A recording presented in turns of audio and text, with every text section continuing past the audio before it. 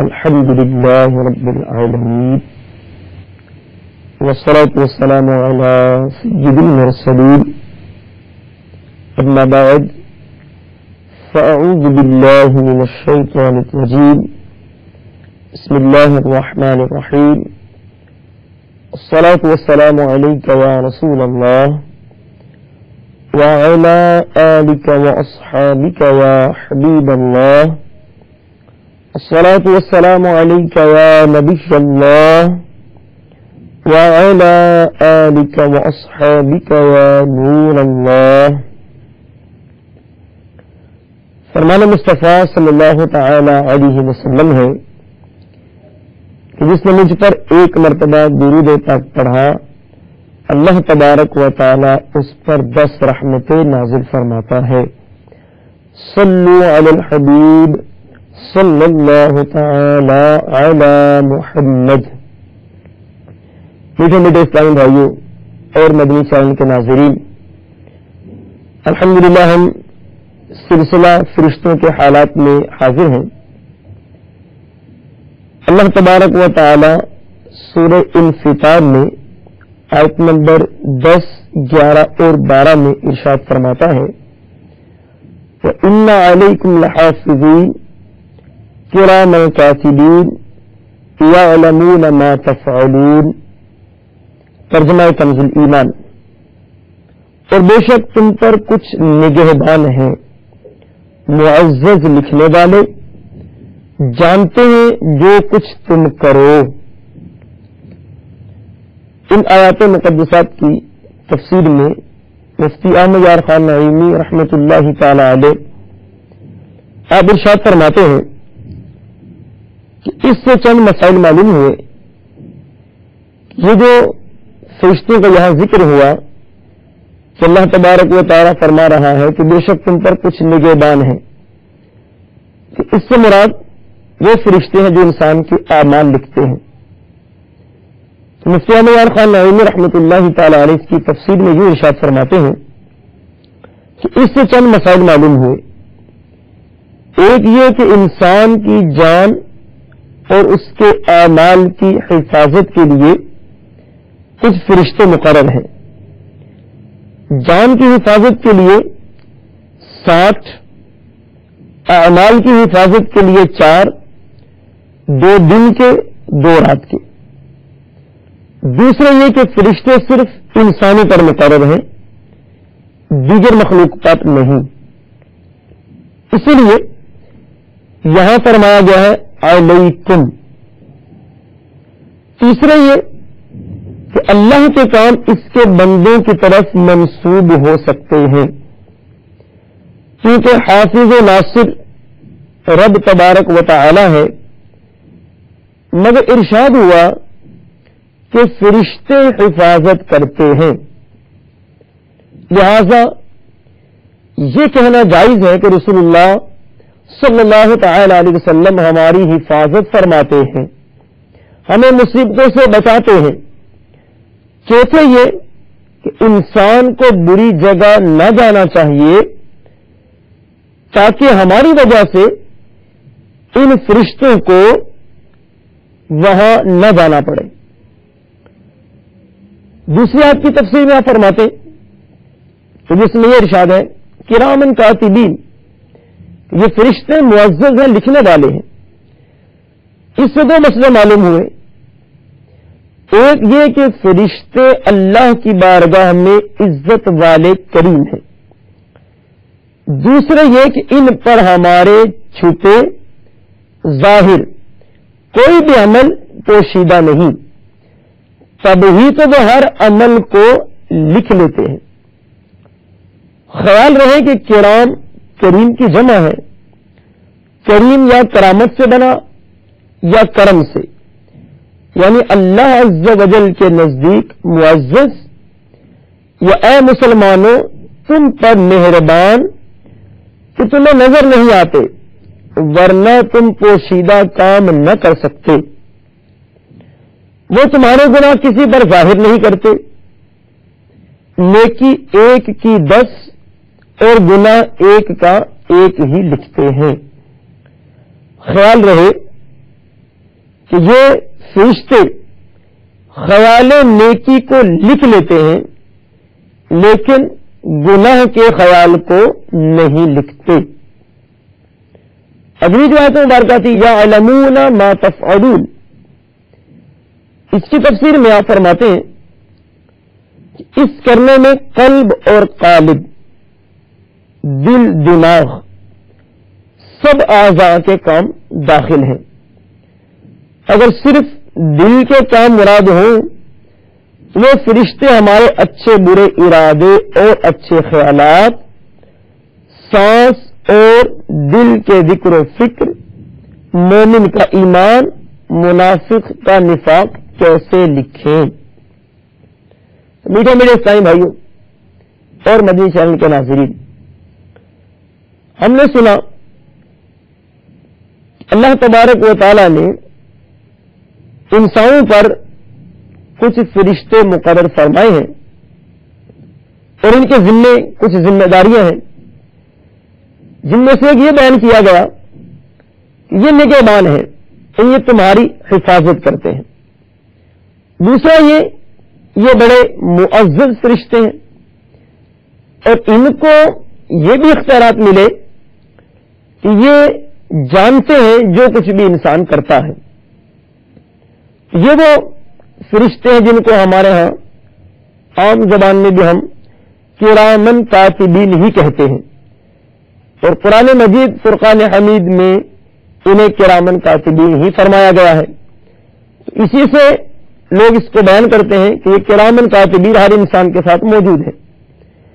اب یہ کرامن کاتبین بہت سارے اعمال انسان کے لکھتے ہیں، اور ان کا لکھنے کا انداز کیا ہوتا ہے، کس طرح سے لکھتے ہیں، تو آئیے دیکھتے ہیں کہ کس انداز میں یہ اعمال ناموں کو لکھتے ہیں۔ چنانچہ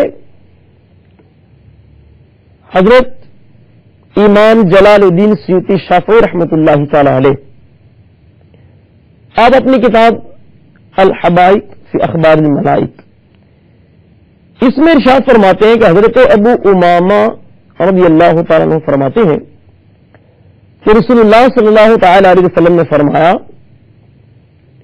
صاحب الیمین امیر علی صاحب الشمال، یہ جو ہمارے دو فرشتے ہمارے کندھوں پہ ہیں، ایک دائیں طرف ہے اور ایک بائیں طرف ہے۔ تو ہمارا آقا علیہ الصلوۃ والسلام فرماتے ہیں دائیں طرف والا فرشتہ بائیں طرف والے فرشتے کا سردار ہے۔ جب کوئی شخص نیکی کرتا ہے تو اس کے لیے وہ نیکی 10 گنا لکھ دی جاتی ہے۔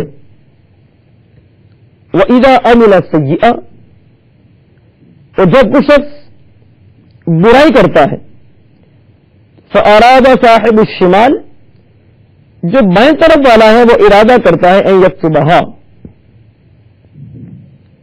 وہ ارادہ کرتا ہے کہ اس کو لکھے،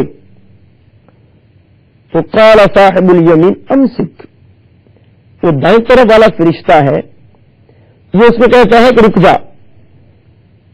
اب کتنا رک جائے؟ فَيُمْسِكُ 6 ساعات اور 7 ساعات، وہ کہتا ہے کہ رک جاؤ، تو وہ فرشتہ جو رک جاتا ہے کم از کم 6 یا 7 گھڑیاں رک جاتا ہے۔ بس اگر فَنِسْتَغْفِرَ اللَّهُ، اگر وہ اللہ سے استغفار کر لیتا اس بات کی، تو لم تکتب علیہ شیئا، اب اس کے اوپر کوئی چیز بھی نہیں لکھی جاتی۔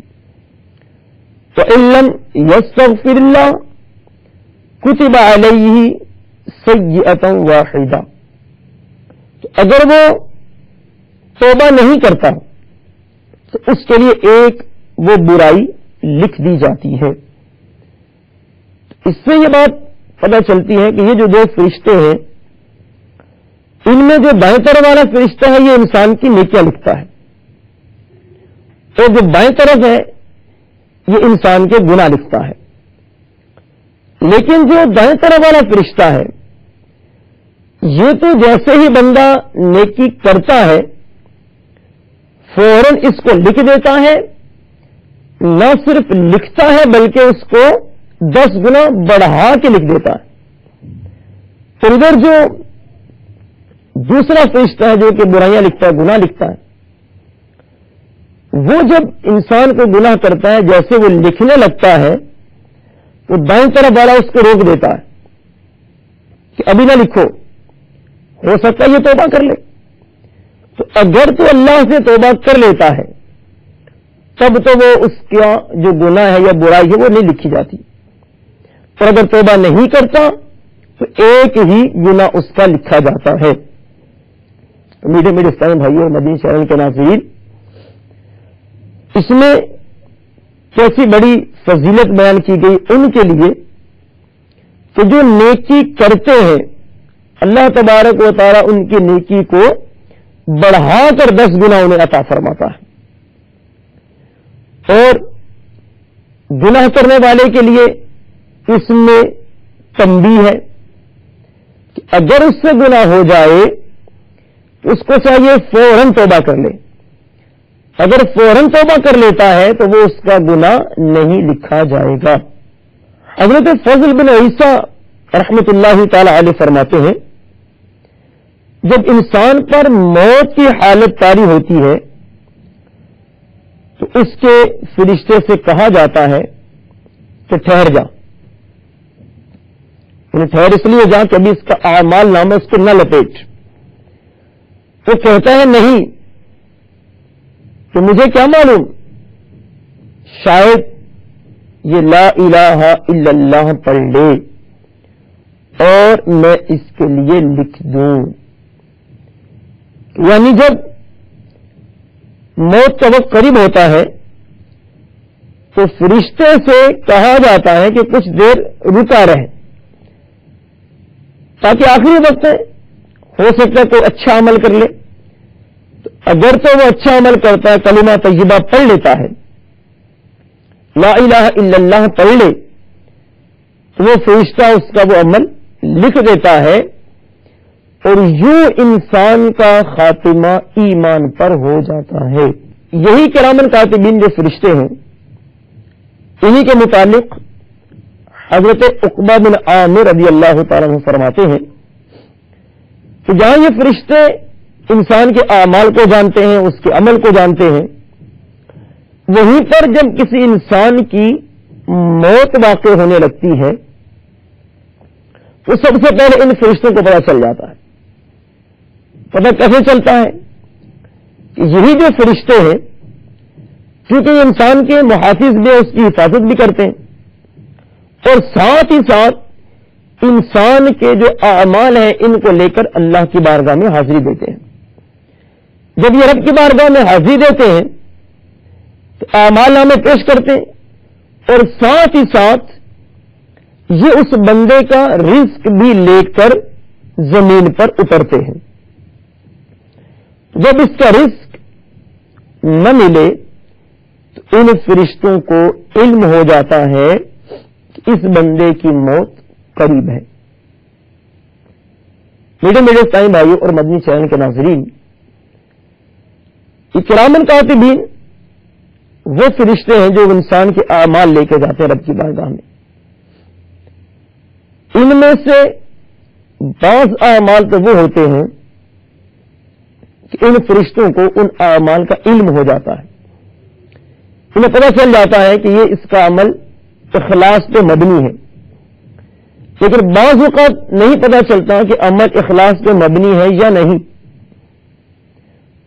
سیدنا جابر بن عبداللہ رضی اللہ تعالیٰ عنہ اس سلسلے میں یہ حدیث پاک روایت کرتے ہیں کہ رسول اللہ صلی اللہ تعالی علیہ وسلم نے ارشاد فرمایا, ان الملک یرفع العمل للعبد یرى ان فی یدیہ سرورا حتى ينتهي الى الميقات الذي وصف الله له فيضع العمل فيه فيناديه الجبار عز وجل من فوقه ارمي بما معك في سجين فيقول الملك ما رفعت إليك إلا حقا فيقول صدقت ارمی بما معك في السجین، کہ فرشتہ انسان کے عمل کو لے کر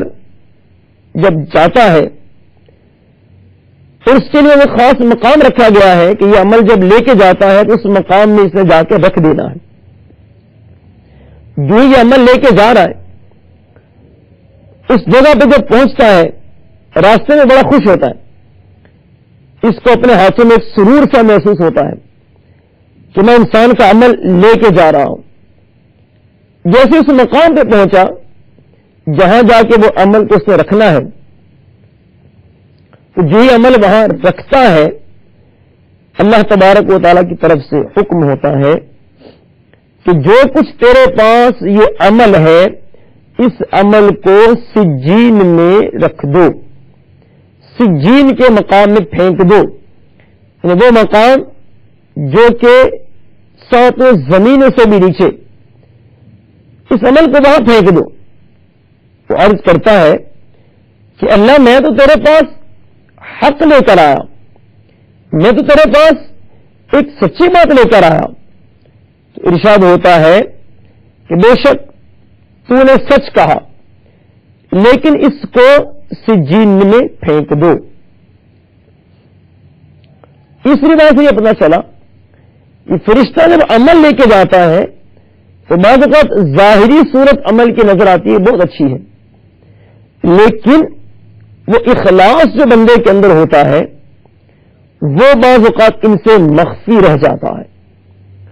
اس لیے اللہ تبارک و تعالی حکم دیتا ہے کہ اس عمل کو تم سجین میں پھینک دو.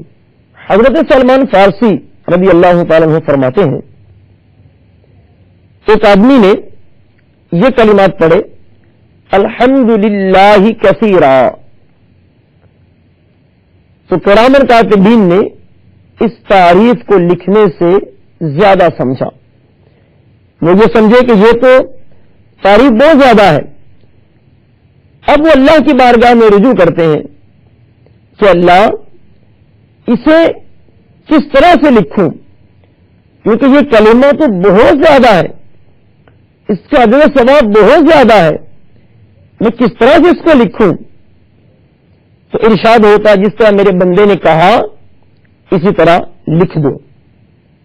بندے نے کیا کہا الحمدللہ کثیرا، کہ تمام تعریفیں اللہ کے لیے کثیر بہت زیادہ.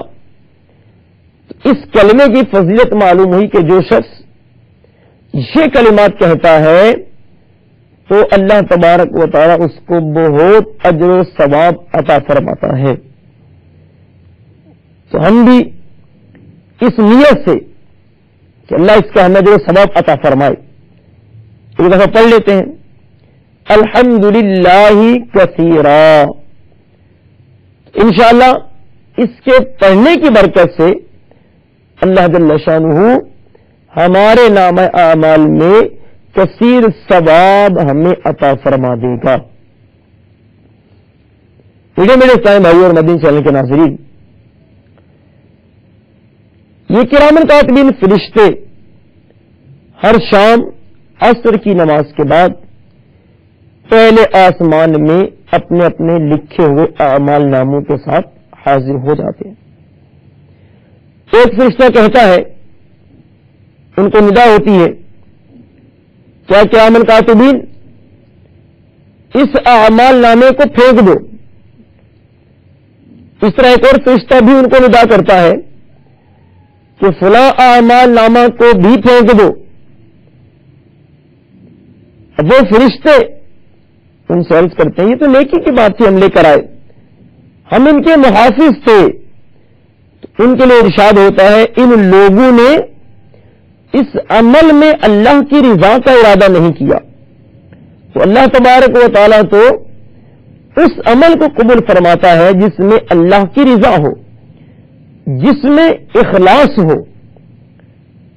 تو اگرچہ وہ عمل لے کر تو بارگاہ میں حاضر ہوتے ہیں، لیکن قبول وہی عمل ہوتا ہے کہ جس عمل میں اللہ کی رضا ہوتی ہے.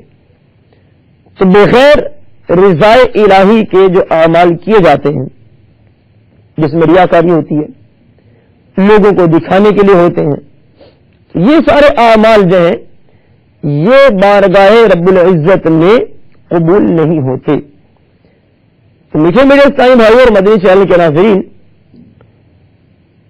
اس سے ہمیں یہ درس ملا کہ ہم جب بھی کوئی عمل کریں تو ہمارے عمل میں اخلاص ہونا یہ ضروری ہے. اگر اخلاص نہیں تو عمل قبول نہیں ہوتے. اس اخلاص کو پانے کے لیے دعوت اسلامی کے مدنی ماحول میں حاضری دیا کریں. انشاءاللہ اخلاص اپنانے کا ذہن بنے گا. اس کا بہترین طریقہ یہی ہے کہ مدنی قافلوں میں سفر کیا جائے تو انشاءاللہ دولت اخلاص حاصل ہوگی. حضرت ضمرہ بن حبیب رضی اللہ تعالیٰ عنہ آپ فرماتے ہیں کہ سرکار مدینہ صلی اللہ تعالی علیہ وسلم نے ارشاد فرمایا ان الملائکۃ یصعدون بعمل العبد من عباد اللہ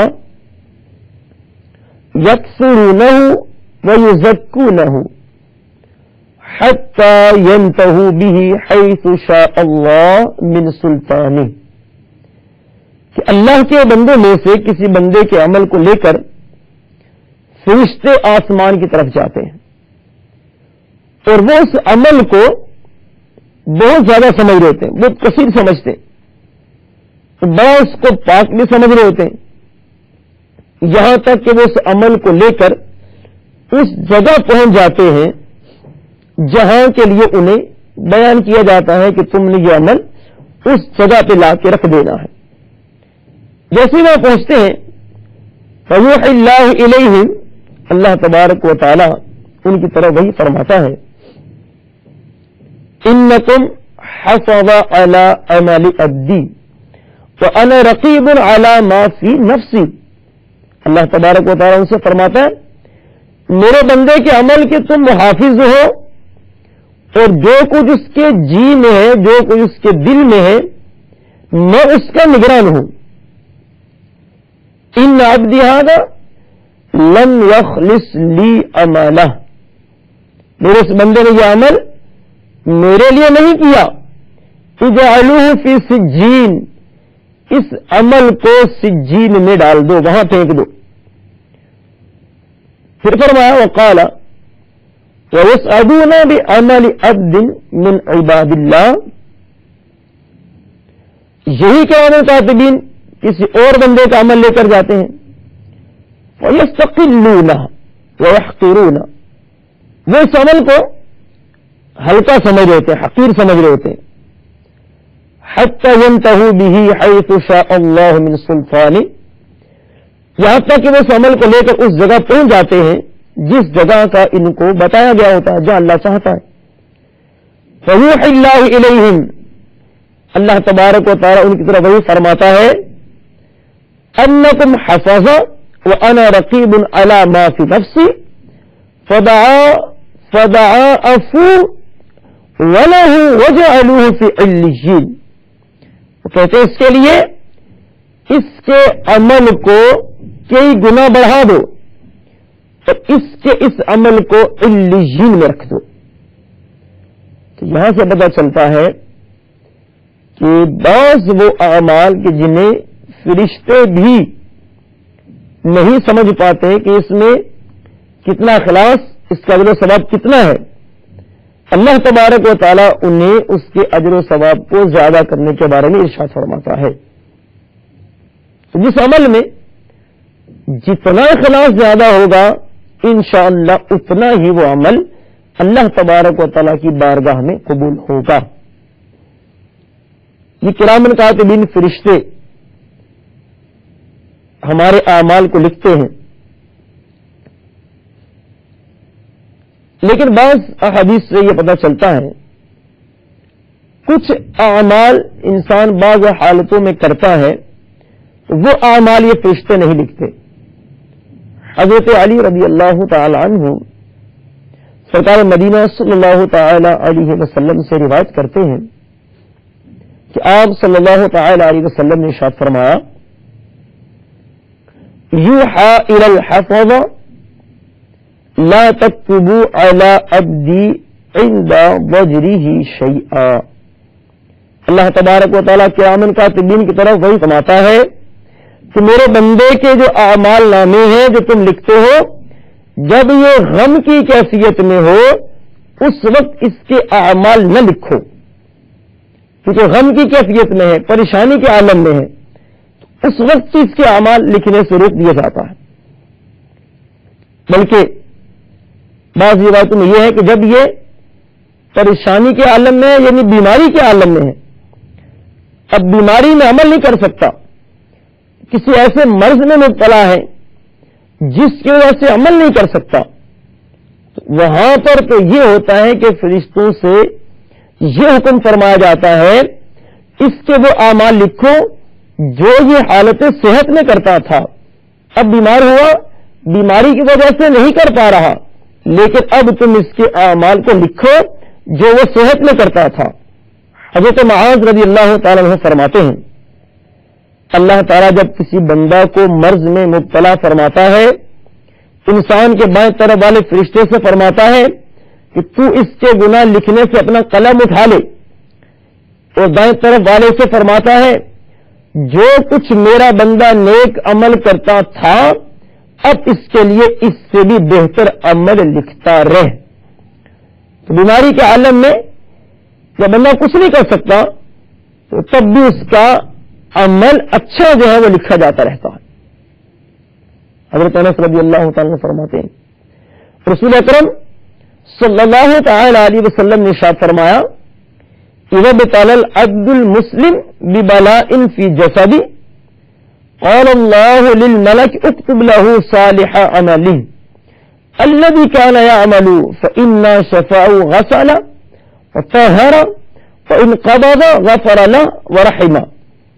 جب کسی مسلمان بندے کے بدن میں کوئی تکلیف پہنچتی ہے، اللہ تبارک و تعالیٰ فرشتے سے فرماتا ہے اس کے وہ تمام نیک اعمال لکھتا رہے جو یہ حالت صحت میں کرتا تھا. اب اگر اسے اللہ تبارک و تعالیٰ شفا عطا فرماتا ہے تو وہ اسے گناہوں سے پاک فرما دیتا ہے، اور اگر اللہ تبارک و تعالیٰ اس چیز کو قبض کرتا ہے تو اللہ جل شانہ اسے معاف فرماتا ہے اور اپنی رحمت اس کو عطا فرماتا ہے. بیماری بھی اگر اس میں صبر کیا جائے تو انسان کے لیے بہت بڑی نعمت. انسان بیماری میں صبر کرے انشاءاللہ تو صبر کے بدلے میں اس کو اتنا اس پر بھی اجر و ثواب عطا ہوگا.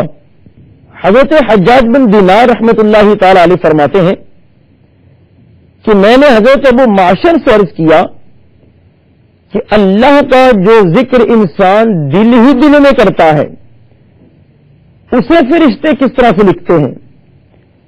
فرمایا وہ اس کی خوشبو پا کر لکھتے ہیں. حضرت ابن عمر رضی اللہ تعالی عنہ فرماتے ہیں کہ رسول اکرم صلی اللہ تعالی علیہ وسلم نے ارشاد فرمایا اذا كذب العبد كذبا تباعد عنه الملك ميلا من نتن ما جاء به. جب انسان ایک بار جھوٹ بولتا ہے تو اس کی بدبو سے جو اس کے ساتھ فرشتہ ہوتا ہے 1 میل دور چلا جاتا ہے. جھوٹ کی نحوست پتہ چلی، اور یہ بھی پتہ چلا کہ بعض اعمال سے انسان سے بو آتی ہے اور بعض اعمال ایسے ہیں کہ وہ جب انسان کرتا ہے تو انسان سے خوشبو آتی. جیسے کہ یہ روایت میں گزرا تو دل میں اللہ کا ذکر کیا، دل میں اللہ کو یاد کیا تو یاد سے اللہ کی یاد سے انسان کے جسم سے خوشبو نکلتی، اور وہ جھوٹ بولتا ہے، غیبتیں کرتا ہے، چغلیاں کرتا ہے. ایسا جو شخص ہے اس سے منہ سے ایک خاص قسم کی بو نکلتی ہے کہ وہ بو جو ہے اس کو فرشتے بھی محسوس کرتے ہیں اور وہ انسان سے 1 میل تک دور چلے جاتے ہیں. حضرت مکحول رحمۃ اللہ تعالی علیہ فرماتے ہیں رسول اللہ صلی اللہ تعالی علیہ وسلم نے ارشاد فرمایا جب کوئی انسان بیمار ہوتا ہے تو بائیں طرف کے گناہ لکھنے والے فرشتے کو حکم دے دیا جاتا ہے اس سے اپنا قلم اٹھا لے، اور دائیں طرف والے فرشتے سے کہا جاتا ہے اس کے لیے اس سے بھی بہتر اعمال لکھتا رہے جو یہ حالت صحت میں کرتا تھا، کیونکہ اس کی آنے والی حالت کو میں جانتا ہوں، میں نے ہی اسے اس حالت میں مبتلا کیا، کیونکہ جس میں وہ میری عبادت کرتا تھا وہ اس کی صحت کی حالت تھی، اب میں نے اس کو اس بیماری میں مبتلا کیا، اب یہ میری عبادت اگرچہ نہیں کر سکتا لیکن تم اس کی اس عبادت کو لکھتے رہو۔ محترم پیارے اسلامی بھائیوں اور مدنی چینل کے ناظرین، بعض اعمال انسان کے ایسے ہیں کہ اس سے فرشتوں کو تکلیف ہوتی ہے۔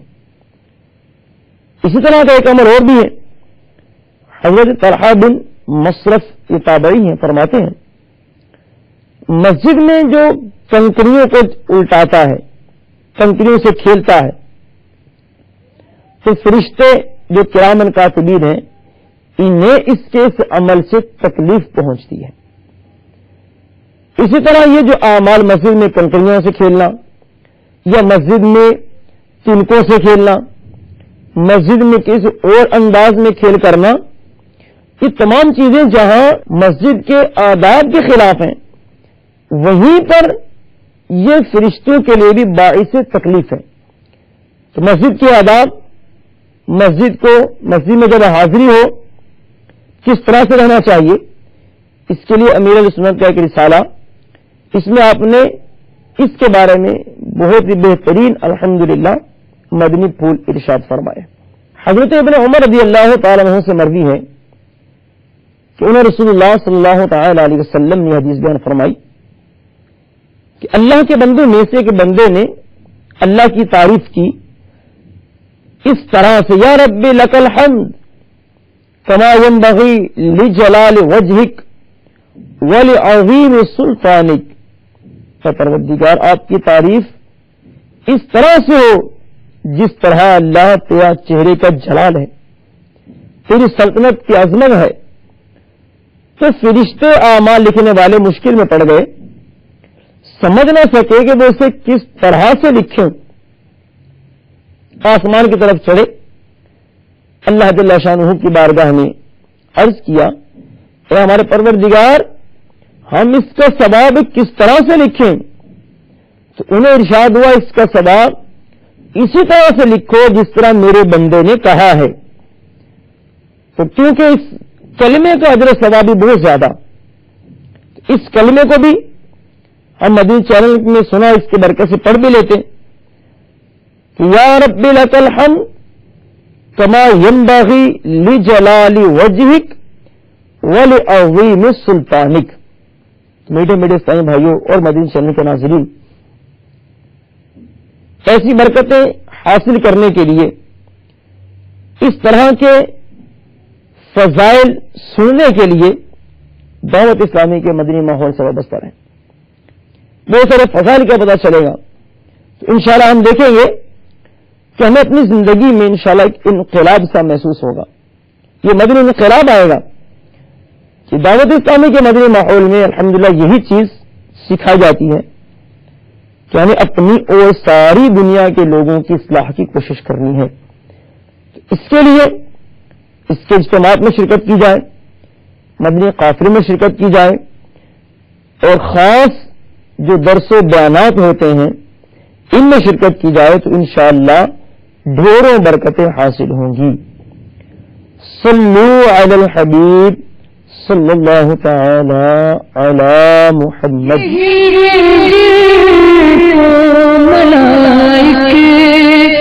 سلام کرتے ہیں ان کے شام کرتے